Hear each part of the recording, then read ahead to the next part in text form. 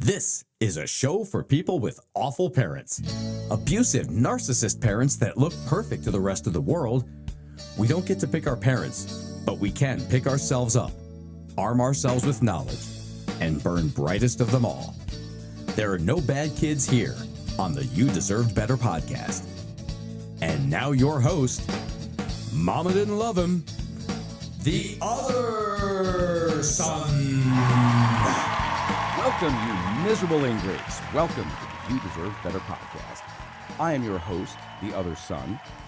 This is a show for people estranged from their toxic parents, so please do check your ticket stubs. Make sure you're in the right place. No refunds once the show starts. Stand clear of the closing doors. Episode 2, The Child Strikes Back. One of the main themes of my healing journey from this, of my recovery, has been this newfound self-awareness, things I've been doing my whole life that I was completely blind to.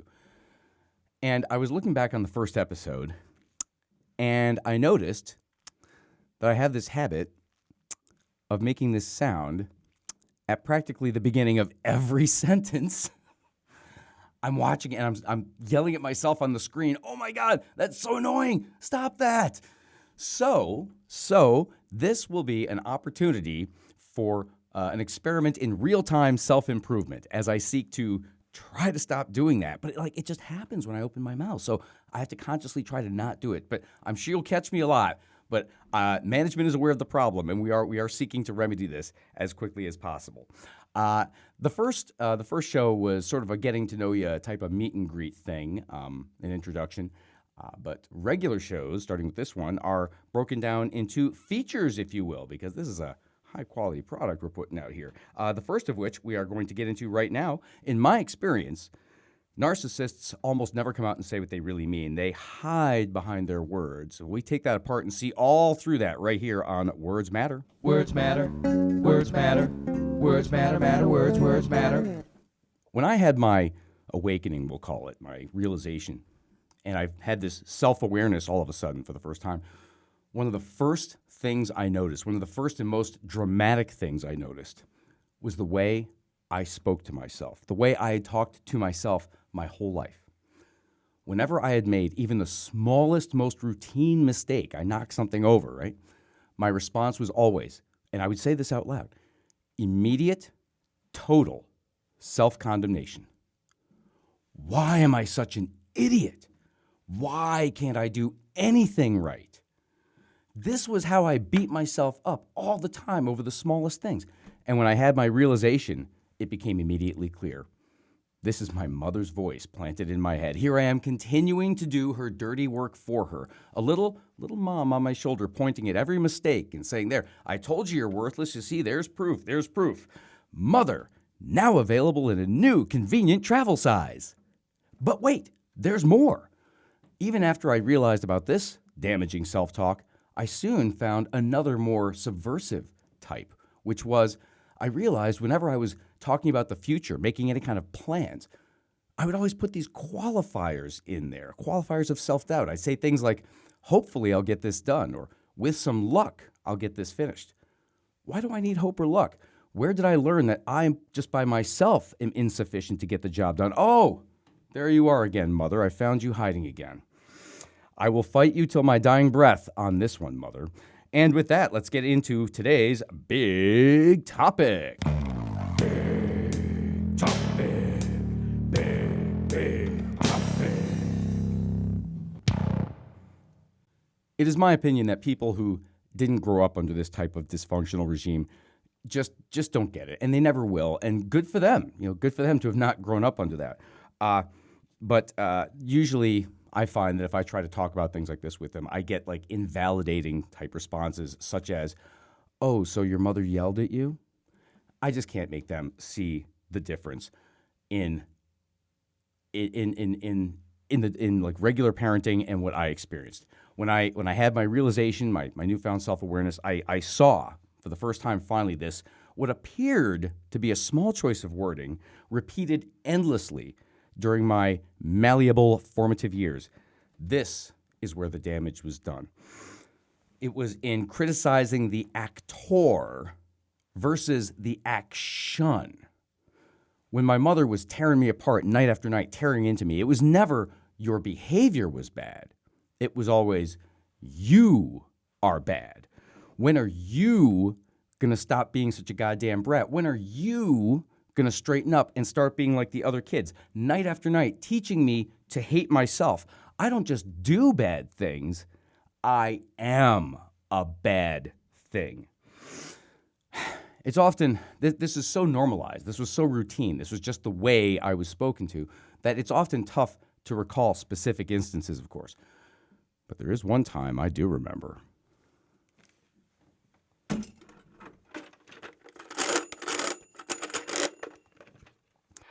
I think perhaps you might even remember this one, Mother. I was maybe 12 or so, and you were in the midst of one of your classic meltdowns, one of your rage frenzies. And in the heat of the moment, you lashed out and called me a son of a bitch. And I happen to recall this particular instance because for once I had the presence of mind to retort, so what does that make you? And you didn't even miss a beat. That's right, I'm the bitch. Perfectly normal conversation between a mother and her 12-year-old child. I used to think that this was normal. I used to blame myself for this confrontation. I used to blame myself for things like this escalating to nuclear like that. Whose fault is it? Who's supposed to be the one setting the example, setting the tone, the adult or the child? Remind me. I used to blame myself. Now, I just think to myself, geez, how much do you have to fail as a parent to arrive at that spot where calling your own adolescent child a son of a bitch seems the real course of action, the rational course of action? And what was my crime this time, Mother? Was I out stealing cars? Was I out doing vandalism like my golden child brother? No. It was more along the lines of maybe I got a bad grade or a complaint from a teacher or I didn't clean my room. Any parking ticket level infraction to go full blown on me. I gotta tell you, I have to wonder if your upbringing was so strict, so severe. Just kidding. We both know that that is indeed the case. We both know that the real son of a bitch in this equation was your father. A joyless, stern, domineering, cold sociopath.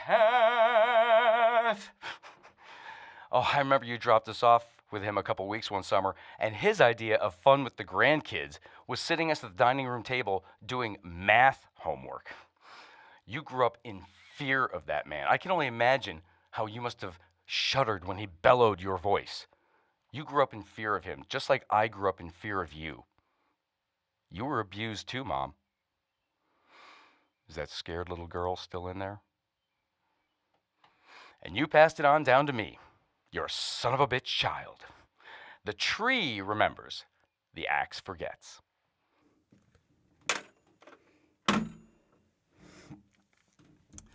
Today, I do my best to be clear about this distinction of actor versus action in my communications. It's something else that I was blind to that I was doing.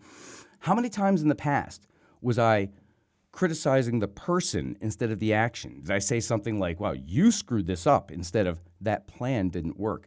How many times did I force someone to have to defend themselves rather than having a productive conversation about the real issue? This is something I've learned about myself, and now that I'm improving that, it's another big improvement in my life, which is how we're going to segue into our final feature today. We deal with heavy topics on this show, but we don't have to wallow in the mucky muck. We always close on an up note, recognizing the things that are better. Things that are better. Da da da da. Things that are better. Do do do do. All my life, I knew something was wrong with me, but I didn't know what. I knew that there were things wrong. Like I felt like a fake out trying to pose and fit in among the normies. I had my out of control emotions, my angry's too angry, my sad's too sad. I had this pit of loneliness in my stomach all the time. And of course, I hated myself. I just hated being me. I just hated being stuck with this. And I believed that it was just unexplainable. I believed I had some unique form of my own suffering that I would never truly understand. And when I had that realization, when I had the awakening, one of the first things, well, not one of the first, but one of the things I learned was that these things wrong with me have proper names, such as when I'm feeling like a fake out in the world, imposter syndrome. And when I found out about that, it finally put into words for me something that I couldn't. with my angries and my sads being out of control. Now I understand about my emotional dysregulation and the self-loathing, the pit of loneliness in my stomach. Now I'm understanding about complex PTSD. And just knowing that it's not just me, it's not just something flawed and damaged with me as I've been taught, but that these are the real things that I can address head on now. Like when I'm having when I'm becoming too angry or too sad, I can talk myself down. This is your emotional dysregulation. When I feel inadequate or like a fake, hey, that's just your imposter syndrome. You're just fine. Now I can confront these things, and just knowing that by itself is power. It's power for the first time. It's agency over my life, and I got to tell you, mentally, I'm the healthiest I've ever been in my life. Oh, right on cue, Gene. All right. I always liked you, Gene. I always liked you. Email the show at udbpodcastrules@gmail.com. The website, youdeservebetter.com. There's a Facebook group. There's a YouTube channel. Like and subscribe. Tell your friends, tell your enemies, tell your parents. I'll set them straight. Sponsorship opportunities are available. A Girl's Gotta Eat. Email Grace in our business office. She'll get you the deets. Special thanks to the one who made this all possible. And that's you, Mom. Hope to make you proud. Until we meet again, I am the other son. Let them burn their eyes on you.